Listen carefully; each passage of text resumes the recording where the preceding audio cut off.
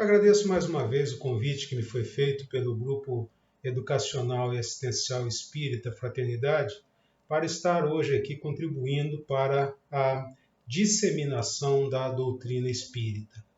Hoje nós falaremos aqui sobre paz seja convosco, que disse Jesus está em João 20:19. Muitas coisas contribuem para que a paz fuja de nós. Querem um exemplo? E convido vocês a pensarem comigo a respeito de um fenômeno moderno que contribui negativamente para tirar a nossa paz, se não for devidamente gerido. Evidentemente, não é este o único fenômeno, mas que merece nossa atenção. São as redes sociais. Se pensarmos bem, há bem pouco tempo nós não tínhamos Instagram, Facebook, entre outros. Hoje temos. Repito, não afirmo que antes do advento das redes sociais nós vivíamos em completa paz, ou que não tivéssemos elementos que nos afastassem da paz. Mas que a proliferação com uso descuidado e desmedido desses recursos pode causar danos. Tanto que foi criado o neologismo FOMO, F-O-M-O. A palavra é uma sigla em inglês para a frase Fear of Missing Out, que numa tradução livre ficaria como medo de ficar de fora. Aquele medo de estar perdendo alguma coisa importante. O termo está diretamente relacionado ao universo da internet e das redes sociais. E esse universo trouxe para as pessoas um senso de urgência que pode se tornar algo grave, psicológica e até financeiramente. Com o avanço rápido dos smartphones e o acesso mais fácil à internet, cada vez mais as pessoas não conseguem se desgrudar do mundo online, sentindo uma grande necessidade de participar do que está acontecendo virtualmente e de tudo. Basicamente, o FOMO significa o sentimento ou a percepção de que as outras pessoas estão se divertindo mais, tendo vidas melhores e passando por experiências mais incríveis que as nossas. E isso acaba prejudicando a autoestima, gera uma inquietude e prejudica a nossa paz. FOMO pode ser usado não só para as redes sociais, mas também para outros cenários, sejam eles digitais ou não, como, por exemplo, ser a única pessoa que não está acompanhando um reality show, ou ainda não ter comprado aquela peça de roupa que está na moda e que todo mundo está usando. Você acaba fazendo tudo isso mesmo sem ser de seu interesse. E seja qual for o sentimento de estar perdendo alguma coisa, ele pode ser considerado um FOMO, Fear of Missing Out. Este é apenas um recorte ilustrativo, à guisa de introdução, do universo de dimensões atuais que nos coloca desafios para a obtenção e manutenção da paz. À luz dessa introdução breve, o livro Palavras de Vida Eterna, de Francisco Cândido Xavier, pelo Espírito de Emmanuel, no capítulo 47, intitulado Estejamos em Paz, nos traz importante reflexão a respeito do tema paz. Vamos ao capítulo. Eu gostaria de ler a vocês a íntegra do capítulo. Rujam tempestades em torno de teu caminho. Tranquiliza o coração e segue em paz na direção do bem. Não carregues no pensamento o peso morto da aflição inútil. Refugia-te na cidadela interior do dever retamente cumprido e entrega à sabedoria divina a ansiedade que te procura, a feição de labareda invisível. Se alguém te recusa, aquieta-te e ora em favor dos irmãos desorientados e infelizes. Se alguma circunstância te contraria, asserena a tua alma e espera que os acontecimentos te favoreçam. Lembra-te de que és chamado a viver um só dia de cada vez, sempre que o sol se levante. E, por mais amplas se te façam as possibilidades, tornarás uma refeição só e vestirás um só traje de cada vez nas tarefas de cada dia. Embora te atormentes pela claridade diurna, a alvorada não brilhará antes da hora prevista. E embora te interesses pelo fruto de determinada árvore, não chegarás a colhê-la antes do justo momento. A pretexto, porém, de garantir a própria serenidade, não te demores na inércia.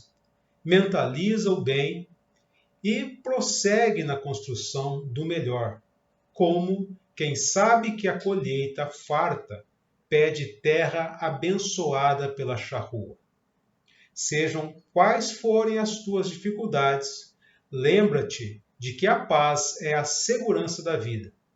Não nos esqueçamos de que, na hora da manjedoura, as vozes celestiais, após o louvor aos céus, expressaram votos de paz à terra, e depois da ressurreição, voltando gloriosamente ao convívio das criaturas, antes de qualquer plano de trabalho, disse Jesus aos discípulos espantados: a paz seja convosco. Trata-se de um belíssimo texto e um ótimo convite à reflexão.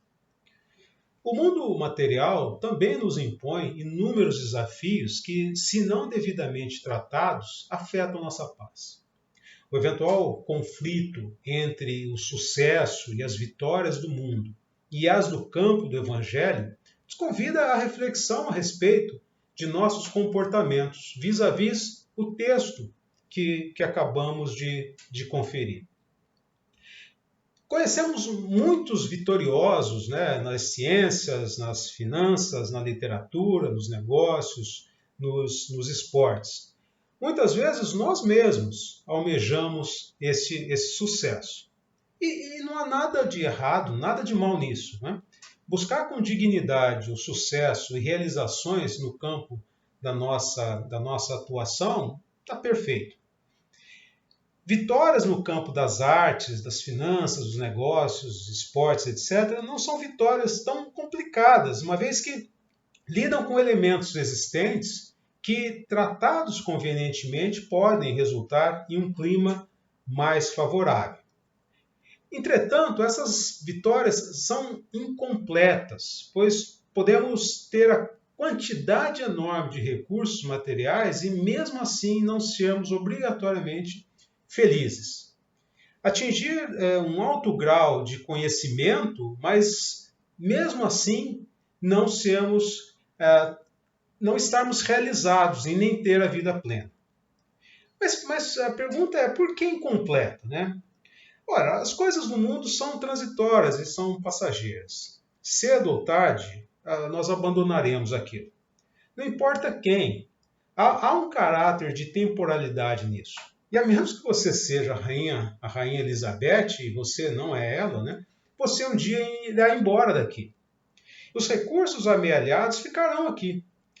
Entretanto, o Evangelho nos oferece a possibilidade de pensarmos na continuidade dos rendimentos desses recursos em benefício de quem necessita. Pensarmos esses recursos como meios e não como fins. Se nos limitarmos somente no campo material, nos afastamos do cultivo dos elementos de paz. Essas vitórias não contribuem para a paz duradoura quando são obtidas sem legítima preocupação com o próximo. Às vezes até a sua revelia. Não existe vitória sem preocupação com o outro, sem o propósito de servir ao outro.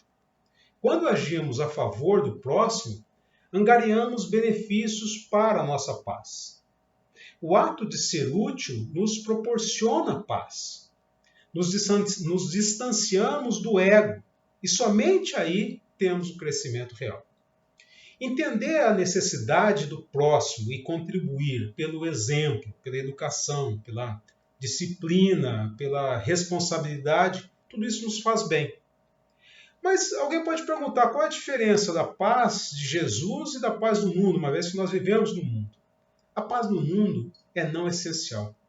Um sentimento, uma sensação de bem-estar, ela é transitória, circunstancial e vinculada ao alcance de desejos e prazeres. Quando algo de bom acontece, eba, oba, mas a rotina nos leva a esse sentimento muito cedo e almejamos outra coisa, o ciclo se repete. A paz de Jesus é ofertada, está dentro de nós e nós podemos movimentá-la.